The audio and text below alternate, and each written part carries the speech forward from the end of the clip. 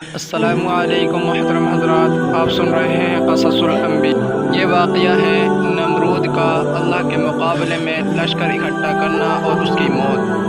حضرت زید بن اسلم رضی اللہ عنہ فرماتے ہیں کہ اللہ تعالیٰ نے اس جابر بادشاہ کی طرف ایک فرشتہ بھیجا جو اس کو اللہ پر ایمان لانے کا حکم دے، تو اس نے انکار کیا۔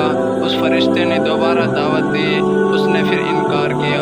تیسری بار پھر دعوت دی، اس نے پھر انکار کیا اور کہنے لگا میں اپنا لشکر جمع کرتا ہوں، تو بھی اپنا لشکر اکٹھا کر۔ نمرود نے سورج نکلتے ہی اپنے لشکر اکٹھے کر لیے تو اللہ تعالیٰ نے مچھروں کی ایک فوج بھیجی جو اتنی تعداد میں تھی کہ جو سورج نظر نہ آتا تھا۔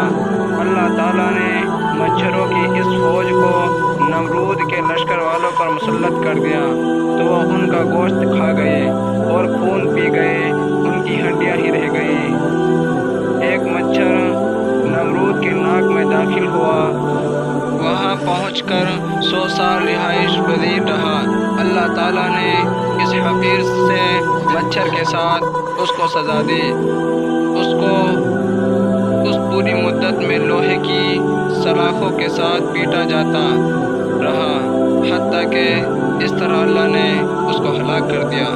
تو دوستو، آپ کو اگر یہ واقعہ سے کچھ نصیحت حاصل ہوئی ہو یا کچھ معلومات ہوئی ہوں تو ہمارے چینل کو ضرور سبسکرائب کر لیں۔ تو ملتے ہیں اگلے ویڈیو میں، تب تک کے لیے خدا حافظ۔